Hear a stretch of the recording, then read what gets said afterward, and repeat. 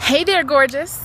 So this past Saturday, or last Saturday, however you want to say it, I had went to the flea market and I thought I was just going to have this huge success because, as you know, I make body scrubs just to help mothers to kind of rejuvenate themselves and love and care for themselves, take some me time and not be so bogged down with all the stresses with life at the end of the day. So at the last minute, I was like, I'm going to go to this flea market that's right down the street, and I am going to let Charlotte know what I have to offer with this great product that I have. And so at the last minute, I had went to the store, got everything that I needed, and I even started making some little amazing glass bead bracelets to just complement the body scrubs on the side. And so I only got an hour and a half of sleep that night.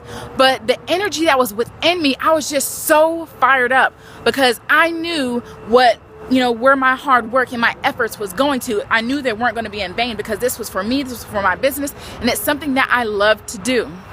So at the flea market, I got there bright and early at 6:30 because I wanted to be the first vendor there to make sure that I got a good spot. And so I was there probably until like 10 a.m. and that's when the first customer came. I was like, what in the world? Where are all the people at? Because for me, I am used to flea markets that have hundreds of thousands of people coming and people wanting to buy your stuff, just different population, different crowds. But yeah, this flea market just had stragglers. They were all a little older, so they wouldn't be more inclined to use the product that I had.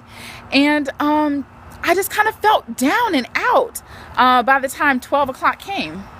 Let me turn out the sun, sorry.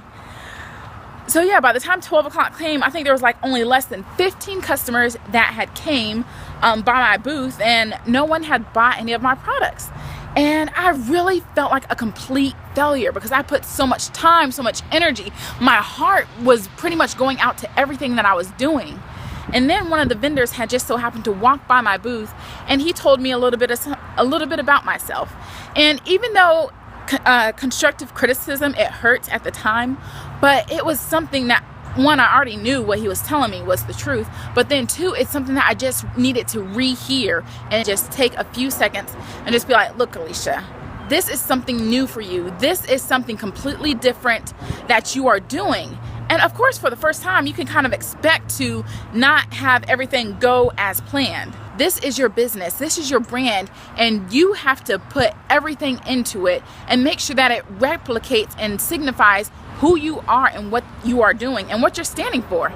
So I really took that lesson or that day as a lesson learned and not as a failure. And I immediately just kind of boosted myself back up and took everything that the man told me, took everything that I already knew, and I am preparing myself for the next flea market that comes. I'm going to go out there, I'm going to be better, I'm going to make sure that everything that I do replicates who I am and what I'm doing. So I just want to leave you with that.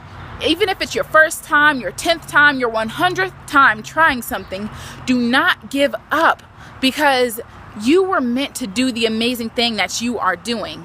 And even though you may have felt like you've done an epic fail, look at it as an epic success because look at all that valuable information that you've gained that you're able to take for your next go around. So keep striving and replace that negative chatter that's telling you that you're no good, that you can't do it, that you're not good enough, that you will never be successful. Silence your inner critic. Replace it with all of the affirmations and all of the truth that is true about you.